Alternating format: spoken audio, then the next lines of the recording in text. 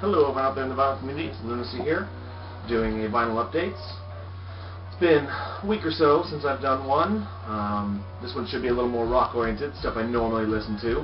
Got a couple things in the mail, found a couple things out and about that I was pretty excited about. So let's get started. First things, what's playing in the background? Cage the Elephant. This is their first album. I had to actually get this ordered because it's pretty hard to find. I believe they only have 2 albums. I have the other one also. They're both very good. If you like, it's kind of a newer alternative rock band. Very, very good stuff. So I got several things in the mail, as I said, and this one, Y&T, literally came the next day after I did my vinyl update, my last vinyl update. So I've been really, really hooked on these guys lately. This is Y&T Contagious. I also had to find this online because I really couldn't find it anywhere, and I've really been, looking for everything that Y&T's been doing.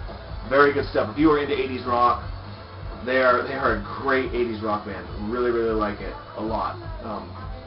Also got Rush Signals,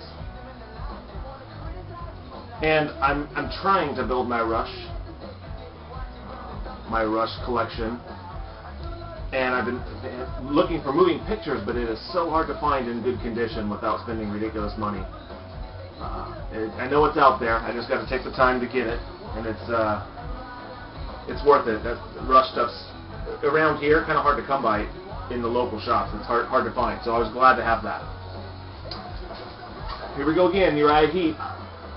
Just been eating it up. This is Abominog, I think is how you pronounce it, Abominog. Kind of an interesting cover, but I will say, this was really, really good. This was one of my favorite of theirs. It's a little more 80s rock than 70s rock, if you can kind of get what I'm saying. It's just a little more hair bandish, I guess, but it was really, really good. I listened to it 3 or 4 times. It was actually very, very good. Uriah Heep is really becoming one of my go-to, early 80s, late 70s rock bands, that I put it on there more often than I thought. I really, really like them. It's good stuff. Got some more Dinosaur Jr. Been on kind of a kick of theirs as well. This is Beyond. And you can see there, this one came with a 7-inch also. Came with a 7-inch. Kind of see it there. And I think that it had an exclusive song, Your Son, it's called Your Son. Was not on the album or anything, it was just on the 7-inch only, so I was happy to get that. I listened to it today, actually. It was really, really good. Just Dinosaur Jr. is another one of those bands that I didn't know much about until lately, and just been really kind of eating them up a little bit. I like them a lot. The next 2 I'm going to show is of a band that I like very much. Everybody knows who they are, I'm sure. But they used to be really hard to find. This is Color and the Shape by Foo Fighters, which I love, this album. And it used to be really expensive to find and to buy online anywhere.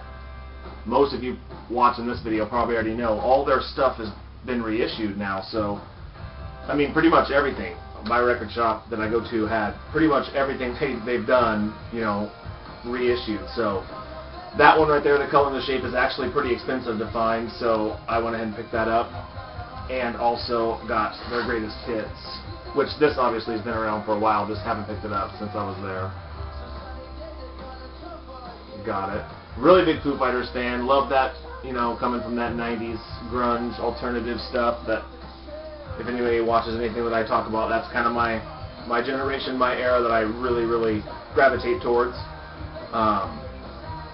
And I was happy to see that they're reissuing that. I really was. Good stuff. Good rock and roll music. I mean, that's all you can say about it. Next one, didn't have it, couldn't find it anywhere for the longest time in any type of decent condition at all. But I probably don't even need to tell you what it is. But Pink Floyd, The Wall. And I cannot believe the condition that this is in. It is got a tiniest bit of ring wear up here, but the vinyl was in, I mean, pretty much near mint condition. I couldn't believe it. And usually, if you guys have looked for The Wall, usually the outside cover is just beat up. It's really worn out and just, you know, got a lot of damage, and the vinyl's all scratched up because people play it, obviously. But I was very happy to find that. Very much so. I've been waiting for it for a long time in my collection, and finally got it. You know, they've been reissuing some of the Pink Floyd stuff on vinyl. They've done all their stuff on CD, but on vinyl it's pretty hard to find in good condition around here without spending a whole bunch of money. Sometimes even with a whole bunch of money you can't find it. So also Friday I went out for Black Friday for the Record Store Day releases.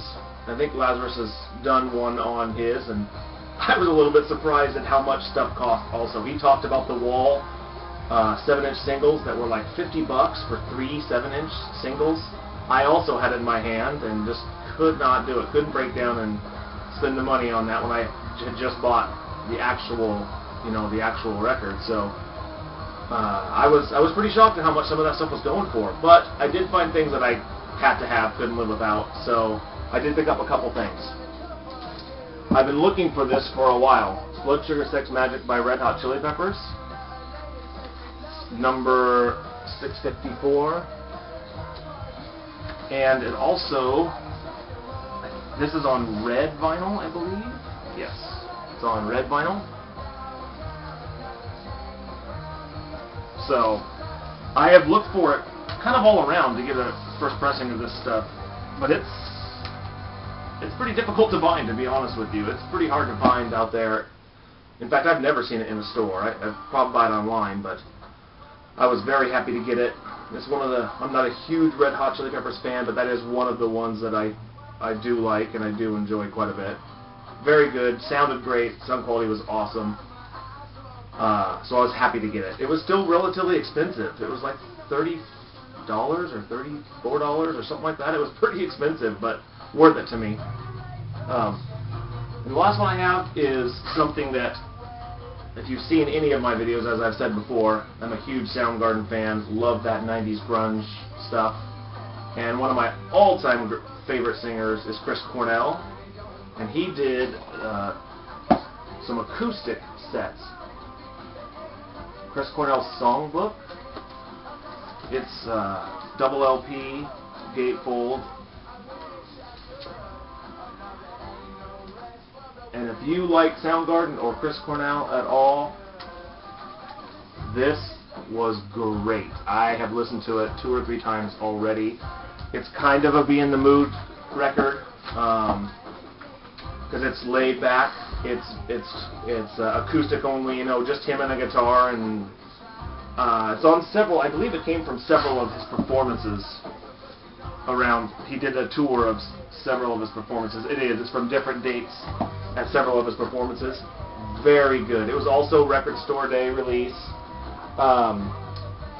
Also relatively expensive, but pretty good. I mean, worth it to me. Every penny. Every penny was worth it for me on that.